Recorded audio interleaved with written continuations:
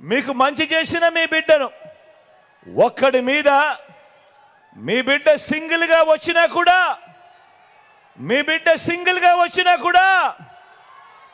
ఎదుర్కొనేందుకు ఎందుకయ్యా బాబు నీకు ఇంత భయము అని అడుగుతా ఉన్నాను.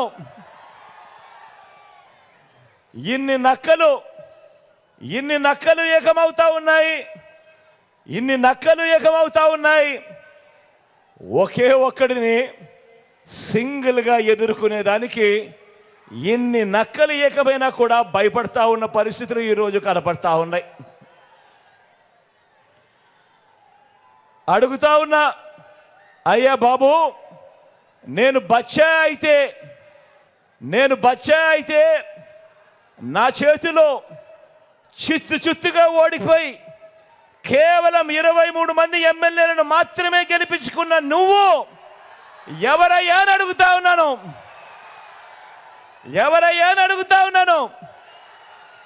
ఓ బాబు నిన్నే అడుగుతున్నా, ఏమనాలి నిన్ను అని అడుగుతా ఉన్నాను.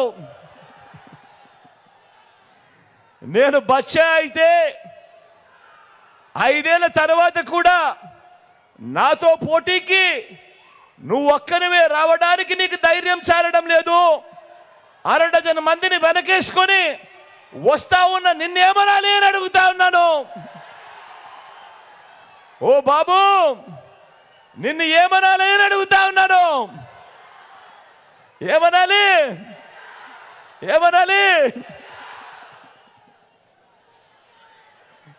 నేను బచ్చా అయితే ఈ 58 నెలల్లో గ్రామానికి, రైతులకి, పేదలకి, అక్కచెల్లెమ్మలకి, పిల్లలకి, అవ్వాతాతలకి, సామాజిక వర్గాలకి నేను చేసిన మంచి, ఇంటింటికి చేసిన అభివృద్ధి నువ్వు 14 ఏళ్ళు సీఎంగా ఉన్నా కూడా ఎందుకు చేయలేకపోయావు అని అడుగుతా ఉన్నాను ఈ చంద్రబాబు నాయుడుని.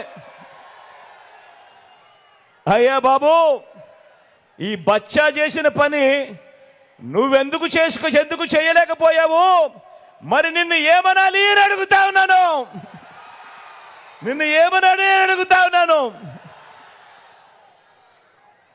మీరే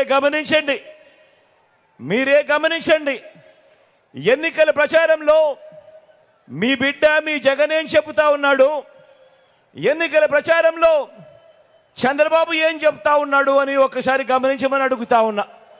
మీ జగన్ మీ బిడ్డ ఈ 58 నెలల్లో చేసిన మంచిని చెప్పుకొని ఓటు అడుగుతా ఉన్నాడు.